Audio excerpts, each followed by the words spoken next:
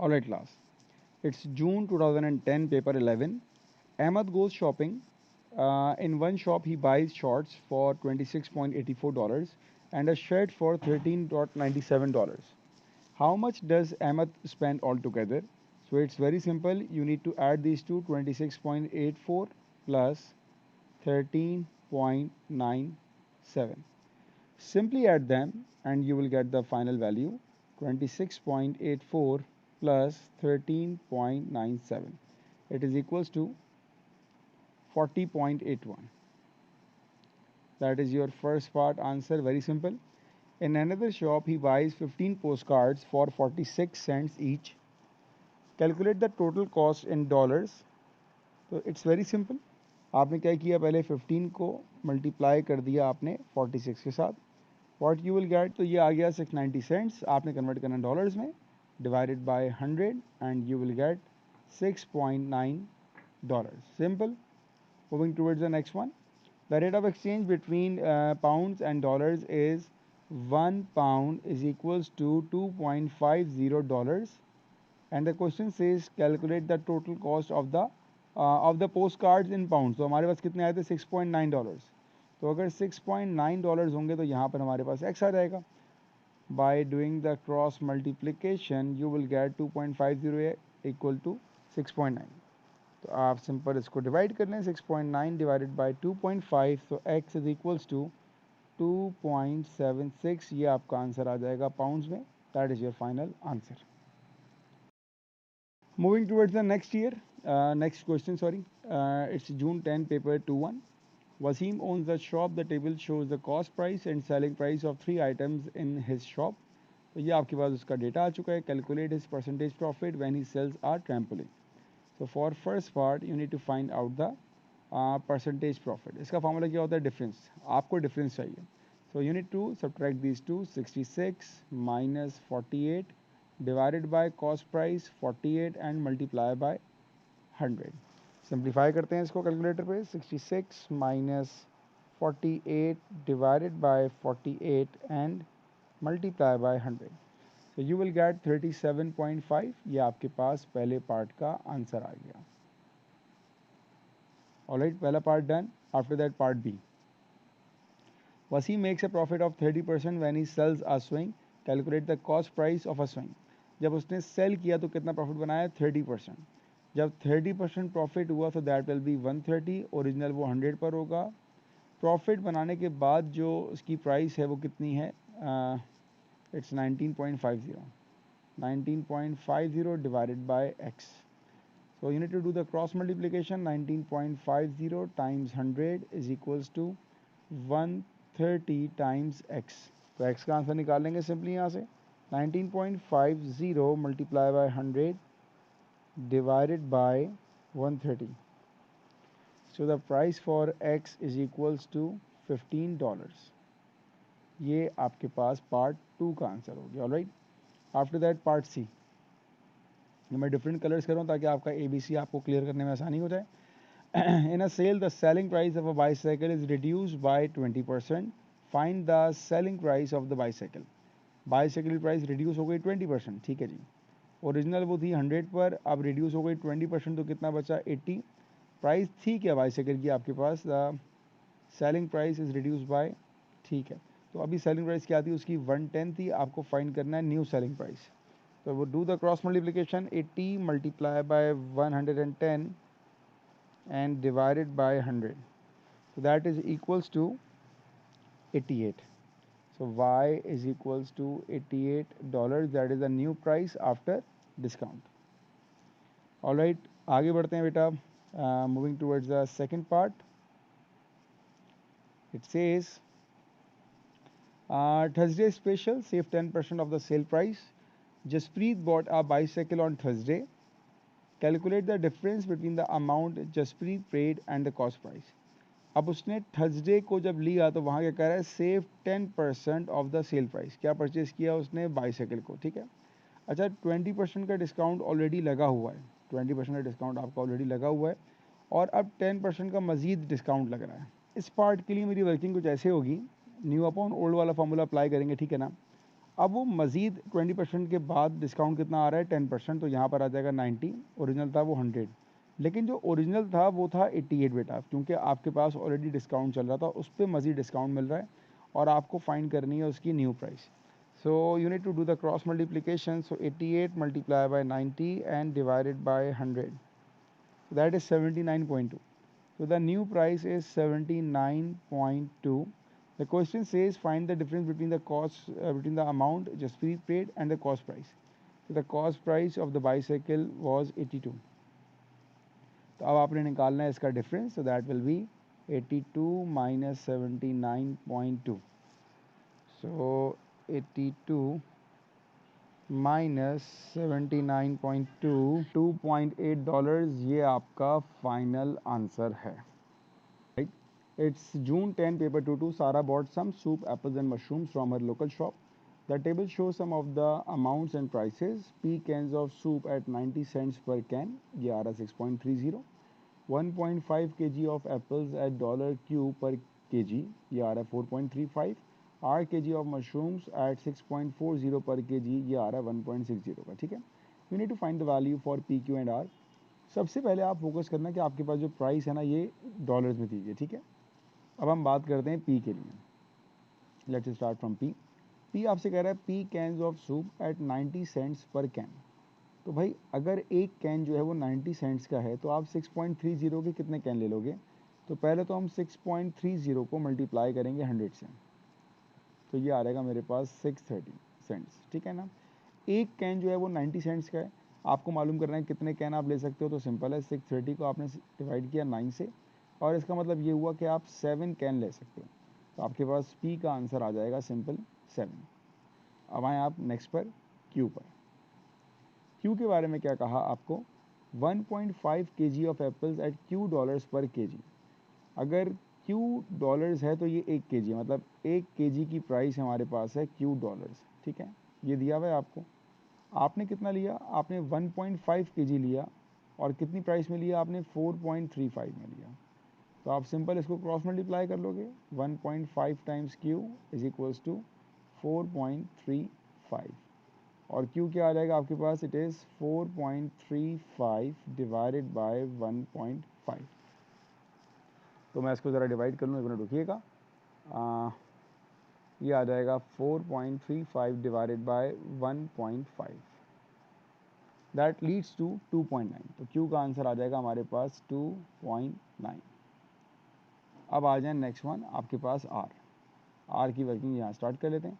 Are कह रहा है 1 kg ऑफ मशरूम्स एट 6.40 पर kg. मतलब अगर 6.40 का 1 kg आ रहा है, ठीक है ना, 6.40 का 1 kg आएगा, तो आपने कितना लिया होगा. अगर आपने $1.60 का लिया है तो आपके पास कितना kg आएगा वो आ रहेगा. तो अब यहाँ पर भी आपने क्रॉस मल्टीप्लाई किया. So that will be 1.60 is equals to 6.40 r. तो डिवाइड किया 1.6 divided by 6.40, it is equals to 0.25. So r is equals to 0.25. ये आपके पास तीनों के आंसर्स आ गए पहले पार्ट के. ऑलराइट. Next one. सारा गिव्स द शॉपकीपर $20 टू पे for all 3 items. How much change does she receive. तो ये बहुत सिंपल क्वेश्चन है. अब आप इन तीनों को टोटल कर लो. 6.3 प्लस 4.35 प्लस 1.60, ये आपने कर लिया. It is equals to 12.25. उस 12.25 को आप सब्ट्रैक्ट करो किस में से, 20 में से. 20 में से जब आपने माइनस किया इसको, so what you will gate 7.75. तो सारा करो चेंज रिसीव हुई होगी, दैट इज़ 7.75. ये आपके पास पार्ट 2 का आंसर है. Part B. वॉशिंग मशीन एक है जो कि $980 की है. उसका एक फाइनेंस ऑफर आपको मिला हुआ है कि 20% आप डिपॉजिट पे करो और 24 monthly payments of $36 each. Levin decides to buy this washing machine. How much more would it cost if he paid for the washing machine using the finance offer instead of paying the 980 immediately. अच्छा जी, उसने washing machine को hire purchase पे ले गया और finance offer पे ले गया. ठीक है ना. तो उसने पहले 20% दिया होगा. 20% मतलब 20/100 किसका, उसकी प्राइस का, जो कि है 980. जब 20% दिया, देखिए कितना आया, 20 multiply by 980 and divided by 100. That is equals to 196। $196 उसने दे दिया डिपॉजिट पर। अब कितना देगा वो? अब वो दे रहा होगा 24 मंथली पेमेंट्स ऑफ 36 ईच, तो ये आ जाएगा 36 मल्टीप्लाई बाय 24। ये भी दे रहा होगा वो 36 मल्टीप्लाई बाय 24, ये आ जाएगा 864। अब मैं आपसे पूछूं कि यार 11 ने टोटल कितना पे किया, तो आप सिंपल इन दोनों को ऐड अप कर लोगे। जब आपने इन दोनों को ऐड किया सो 864 प्लस 196, ये कितना आ जाएगा 1060। ये 1060 उस वॉशिंग मशीन का दे रहा है जिसको अगर वो फ़ौरन जाके लेता तो 980 की मिलती। तो आपसे वो पूछ रहा है कितना एक्स्ट्रा पे किया उसने भाई, तो हम लोग सिंपल क्या करेंगे 1060 उसकी प्राइस आई, उसमें से 980 को माइनस कर देंगे। So that is equals to $80। मतलब वो $80 सेव कर सकता था अगर वो डायरेक्ट परचेज करता। ये आपका पार्ट बी का आंसर हो गया। Alright, after that part c, Asif deposit 650 into a bank paying simple interest. तो आपके पास डिपॉजिट मतलब 650 आपका प्रिंसिपल आ गया। Alright, he leaves the money there for 5 years, तो टाइम आ जाएगा आपके पास 5 ईयर्स का। At the end of 5 years the amount in the bank is 763.75, तो अमाउंट आ जाएगा $763.75। कैलकुलेट द परसेंटेज रेट, आपको फाइंड आउट करना है रेट क्या होगा। अब आपको ये पता होना चाहिए कि अमाउंट का एक फार्मूला होता है, अमाउंट बराबर होता है प्रिंसिपल प्लस इंटरेस्ट, ठीक है। तो अब मैं क्या करूँगा, अमाउंट को प्लेस किया, amount is 763.75 is equals to principal is 650 and interest हमें नहीं पता, ठीक है। अभी 650 यहाँ के माइनस कर दिया आपने, सो 763.75 माइनस 650, ये आ जाएगा 113.75। 113.75 क्या आया आपके पास, आपका इंटरेस्ट आया। अच्छा, इंटरेस्ट का तो हमें एक फार्मूला पता होता है, इंटरेस्ट बराबर होता है PRT डिवाइडेड बाय 100 के, और जो आपकी इंटरेस्ट की अमाउंट आई थी उसको मैं बिल्कुल नहीं छेड़ रहा, वो अपनी जगह वैसे ही है 113.75। अब यहाँ पे राइट साइड पे हम वैल्यू प्लेस करना शुरू करते हैं। प्रिंसिपल क्या है हमारे पास 650, रेट हमें नहीं पता, टाइम उसने हमें दिया हुआ है 5 ईयर्स का, divided by 100 is equals to 113.75। इसको आपने सिंप्लीफाई किया, 113.75 ये 100 आके यहाँ पर मल्टीप्लाई हो जाएगा और 650 आके डिवाइड होगा और आपके पास 5 भी आके डिवाइड होगा। तो आपके पास जो रेट आएगा इसका दैट इज इक्वल्स टू 3.5%, ये आपका आंसर है। Next one, November 2010 paper 1-2। In a sale a shopkeeper reduce the mark price of his goods by 20%, उसने 20% का डिस्काउंट लगा दिया। The mark price of a book was 20। अगर ये 20 है, सही है ना, इसकी प्राइस क्या होगी। अब आपको ये बता चुका है कि हर एक प्राइस रिड्यूस हो रही है 20 की। 20 की अगर रिड्यूस हो रही है इसका मतलब है अब कितनी बची 80, 100 में से आपने 20 माइनस कर दिया, सही है। और उसकी प्राइस है कितनी हमारे पास, उसकी प्राइस है 20। तो जब 20 होगी तो प्राइस है उसकी 100% पर। 20% रिड्यूस होने के बाद प्राइस क्या होगी, तो आपने सिंपल क्रॉस मल्टीप्लाई किया 80 into 20 divided by 100 that is equals to 16। तो डिस्काउंट के बाद उसकी प्राइस आ रहेगी 16। ये पहले पार्ट का आंसर हो गया। The price of a camera in the sale was $60, calculate its mark price. अब ये $60 जो है ये 20% डिस्काउंट के है, मतलब ये 80 की प्राइस है। उसने कहा भाई मार्क प्राइस, उस पर क्या प्राइस टैग लगा था ये आपको फाइंड आउट करना है, तो आपने सिंपल फार्मूला अप्लाई कर दिया, ठीक है। तो ये आएगा 60 multiply by 100 divided by 80 that is equals to 75। इसका मतलब है 75 की टैग लगा होगा और 20% डिस्काउंट के बाद वो 60 की मिल रही होगी, ये मतलब हुआ इसका। Next one, it's November 10 paper 2-1। All right, Archie bought a car from a dealer. The dealer sold the car for $7,040. Archie paid a deposit of $1,760. Calculate the deposit as a percentage of the selling price. पहला part बहुत simple है, आपको deposit as आ percentage, deposit कितना था भाई 1760, as आ percentage के बाद जो लिखा होता है वो आपका डिनोमिनेटर होता है। तो डिनोमिनेटर में कौन आएगा, सेलिंग प्राइस। कितने की सेलिंग प्राइस है भाई उसकी 7040, और परसेंटेज में लाने के लिए unit to multiplied by 100। Simplify कर लें, 1760 multiply by 100 and divided by 7040 that is equals to 25%। ये इसका आंसर है। Next one, part B. हम यहाँ से स्टार्ट करते हैं। RC took out loan agreement to repay the outstanding balance of 5280. He paid 212.67 per month for 36 months. Calculate the amount of interest he paid. All right. उसने कितना पे किया होगा पहले हम ये देखते हैं भाई। 212.67 वो देता गया कब तक? 36 मंथ तक वो देता गया।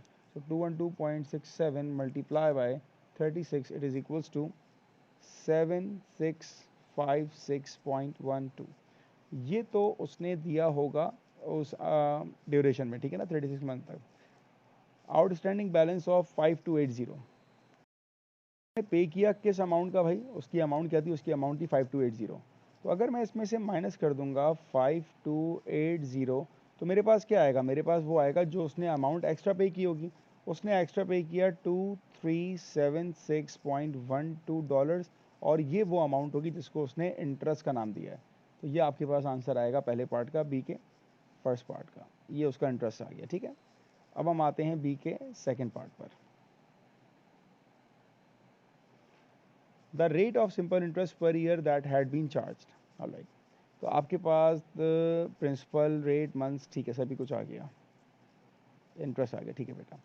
फॉर्मूला क्या होता है? Interest is equals to PRT divided by 100। अब मुझे चाहिए यहाँ पर रेट चाहिए, ठीक है ना, रेट ऑफ सिंपल इंटरेस्ट, मतलब आर मेरे पास यहाँ पर अननोन हो गया।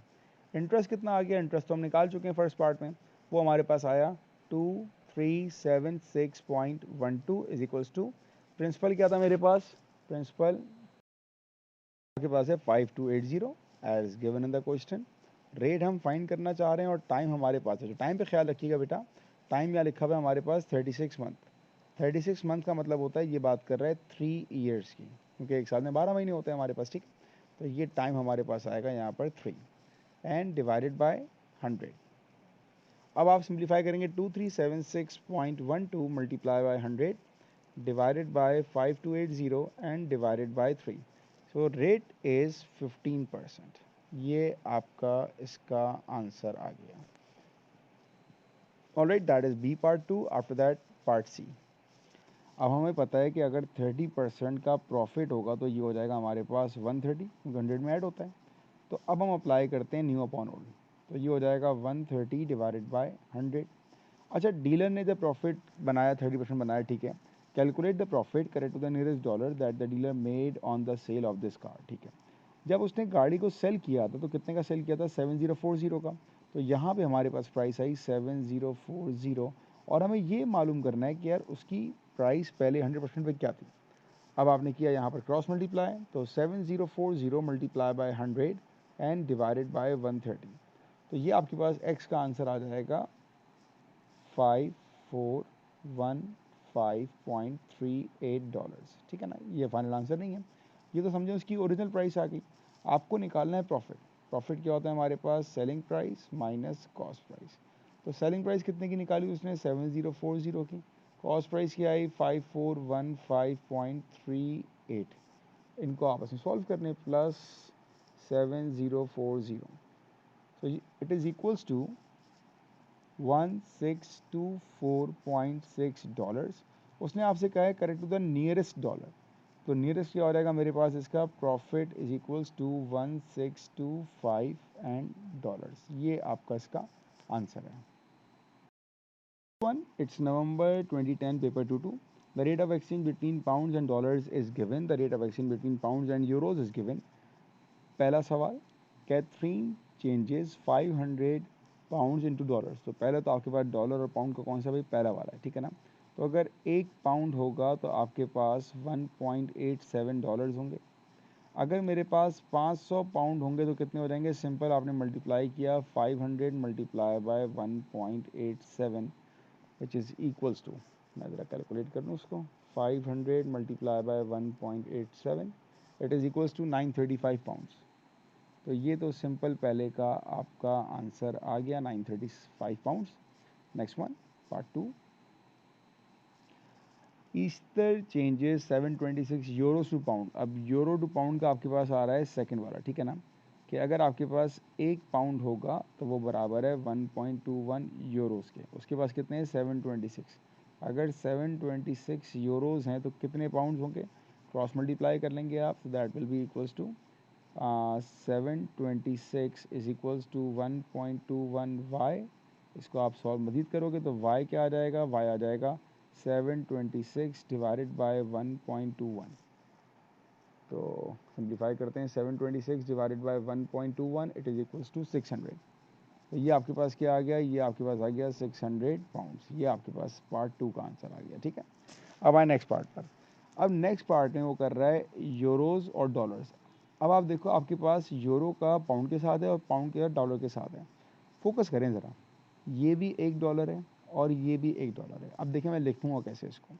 मैं आपसे कहूँगा कि यार $1 एक पाउंड बराबर है 1.87 डॉलर्स के, ठीक है। और सेकंड में मैं आपसे कह रहा हूँ कि एक पाउंड बराबर है 1.21 यूरोज़ के, ऐसा ही है। अब अगर आप ऑब्ज़र्व करो तो दोनों साइड पर आपके पास 1 पाउंड तो बराबर है। तो बेसिकली हम इन दोनों को इक्वेट कर सकते हैं। अब हम ये कह सकते हैं कि 1.87 डॉलर्स बराबर है 1.21 यूरोज़ के। ये था यहाँ पर एक ट्रिकी पार्ट। जब अब दोनों चीज़ें 1 पाउंड के बराबर हैं तो वो दोनों करेंसीज आपस में इक्वल हो जाएंगी। आपको निकालना है 850 यूरोज़ का। तो अगर 1.87 डॉलर इसके बराबर है तो 850 डॉलर्स कितने के बराबर होंगे, तो ये आ जाएगा मेरे पास। सिंपल इस पर एक्स कर देते हैं। क्रॉस मल्टीप्लाई किया आपने, that is equals to 850 multiply by 1.21 is equals to 1.87 of x. Alright, तो अब इसको हम सिंप्लीफाई करते हैं। 850 multiply by 1.21 divided by 1.87 that is equals to 550। ये आपके पास आ गया 550 यूरोज़। ये आपका पार्ट 3 का आंसर है। ऑलराइट, मैं लिख दूँ यहाँ पर, ये पार्ट 3 का आपका आंसर हो गया। Moving towards the next part B. Matthew changes $770 into rupees, he received 40,000 rupees। जब उसने $770 को कन्वर्ट किया तो उसको कितना मिला, 40,000 रुपीज़ मिले, ऐसे ही है ना। How many rupees did he receive for each dollar. अगर $1 होता तो कितने रुपीज़ होते हैं। तो आप सिंपली यहाँ पर क्या करोगे, क्रॉस मल्टीप्लाई करोगे। तो ये मेरे पास आएगा 770x इज इक्वल्स टू 40,000 और जाके आप डिवाइड कर दो। तो x is equals to 40,000 divided by 770। So 40,000 divided by 770 it is equals to 51.95। 51.95 ये क्या आया, हाउ मैनी, ये $1 में इतने रुपीज़ आएंगे इसके, सही ना। How many rupees did receive for each dollar, तो ये $1 का कन्वर्जन रेट आ गया। Alright, moving towards the next one. ये मैंने कौन सा पार्ट किया था, ये मैंने बी का पार्ट 1 किया था, ठीक है। अब हम सी पार्ट में स्टार्ट यहाँ से करता हूँ ताकि क्लैरिफाई होता है सबको। सी का part 1। Lily bought a car for 13,500। She paid it for in 36 equal payments. Calculate the amount she paid each month. तो बहुत ही सिंपल है, क्योंकि हमारे पास वर्ड है इक्वल पेमेंट। 13,500 को हम सिंपल डिवाइड कर लेंगे 36 के साथ। तो 13,500 divided by 36 it is equals to $375। पहले का आंसर ये हो गया सी का पार्ट 1। अब आए सी के पार्ट 2 पर। George bought a car for 27,000। He borrowed the 27,000 at 15% per year simple interest for 3 years। he paid the total amount in 36 equal amount payment। calculate the amount for each month। all right, अब इसने क्या किया, इसने एक गाड़ी ली लेकिन वो उसने पैसे उधार किए। तो द प्रिंसिपल इज़ $27,000। पहली बात, रेट कितना आ गया मेरे पास, 15% का आ गया इज़ गिवन। और आपको उसने कहा कितने साल तक किया, उसने 3 साल तक, टाइम आ गया उसका 3 ईयर्स। अब पहली बात है, आप यहाँ निकाल लोगे इंटरेस्ट। इंटरेस्ट क्या होता है मेरे पास, PRT divided by 100। Value place करो, 27,000 multiply by 15 multiply by T divided by 100। So 15 times 3 times 270 that is equals to 12150। ठीक है ना, ये 2 0 और 2 0 कैंसिल हो गया। तो ये आपका इंटरेस्ट आ गया। आपसे क्या पूछा गया, कैलकुलेट द अमाउंट। पहले अमाउंट निकालें। अमाउंट क्या होता है? अमाउंट होता है हमारे पास प्रिंसिपल प्लस इंटरेस्ट। प्रिंसिपल क्या था? 27,000। इंटरेस्ट कितना निकाला? 12150। दोनों को ऐड कर दें। 12150 plus 27,000 it is equals to $39,150। कितने टाइम में पे कर रहा था? ये पे कर रहा था 36 equal payment. So now you need two divided by 36। तो आपको मिल जाएगा कि यार एक मंथ में कितना पे कर रहा था। सो एक मंथ में पे कर रहा है $1087.5